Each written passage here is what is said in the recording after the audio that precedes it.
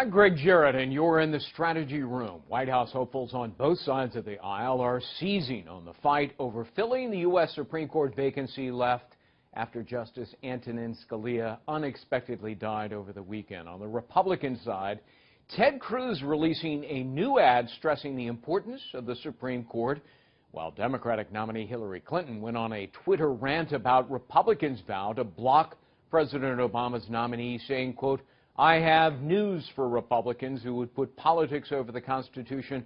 Refusing to do your duty isn't righteous, it's disgraceful." Joining me now with analysis, our political strategist, David Mercer and Brad Lakeman. Gentlemen, welcome to you both. David, let me start with you. Clinton goes on in her tweets to say this, quote, "It's the job of the president to nominate Supreme Court justices. It's right there in the Constitution." I mean, David, that's a little pedantic. Nobody questions the president's right and duty under the Constitution, but she conveniently ignores the comparable right and power of the U.S. Senate to advise and consent. So isn't hers a false argument? I don't believe so, and that may be an interpretation that you're sharing with us, but mine is she's telling us what we should know and Republicans should know, that the term of the president doesn't expire until the next president is inaugurated. So at the same time, advise and consent doesn't expire in a lame duck or in an election year. And we've seen that with Kennedy, a Republican nominee to the Supreme Court, among others that have been nominated and, in fact, approved. So, you know, let's get down to the business of governing, which Republicans seem to want to get away from and delay, and that is let the president nominate, have an advise and consent vote, and vote for or up or down on the nominee, period. You know, let's get away from it's never happened in an election year or a lame duck year, because that's just hogwash and nonsense. All right, Brad, Scalia's body wasn't even cold when Mitch McConnell, the majority leader, hauled off and rejected the notion of any Obama nominee. Wouldn't it have been better to say, all right, listen, we'll see who the president nominates, we'll consider it, as is our constitutional duty? I mean, to flat out reject anyone smacks of blatant partisan politics, doesn't it? It sure does. And I have news for you.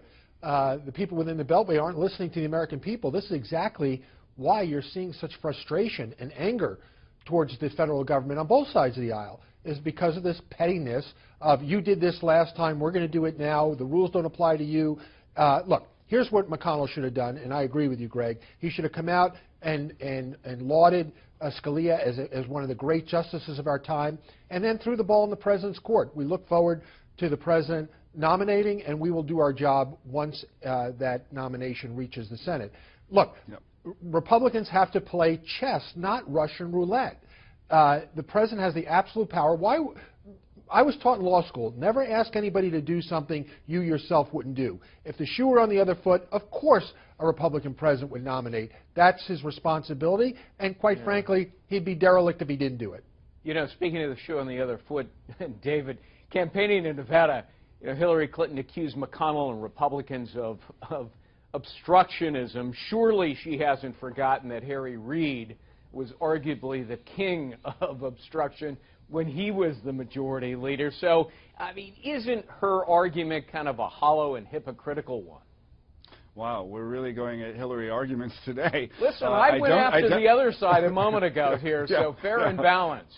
Okay.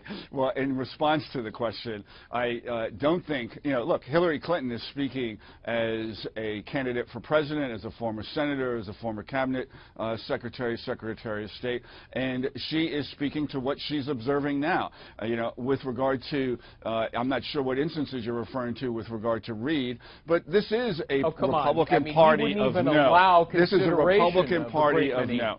Bills on the Senate. Every instance famous for that. Come on, look, this isn't about Anthony Scalia. This is about, if you look at the track record now on vacancies that have yet to be filled today by the U.S. Senate, by McConnell and his leadership, which is slowing down our judicial process, thwarting crime, not thwarting crime, allowing people to sit in jail without their due day in court. And so let's fill those vacancies. It's beyond Scalia. 40% of the federal court has been appointed by this president.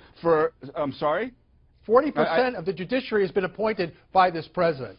Go look at the numbers of those that are sitting on the desk of Mitch McConnell and other Republicans failing to bring them up to a vote. There's no need for the delay. Have it considered, bring it up, deliberate it, and be done with it. Right. Either approve them or not. Brad, last word to you. Well, look, the president has the absolute authority to nominate. The Senate has an equal obligation to confirm. And you can't prejudge. It's like the Wild West where you hang somebody and then you say you're going to give them a fair trial. We've got to be fair and balanced in our approach to this vacancy. And if we did that, I think the American people would appreciate it. This is going to be a long process in and of itself, and it may not be concluded within a year. Who knows? Well, I think both of you are agreed on that. Fundamental fairness. David and Brad, thank you both. Thanks. You can check out FoxNews.com for complete coverage of the 2016 presidential race. I'm Greg Jarrett. Thanks for watching.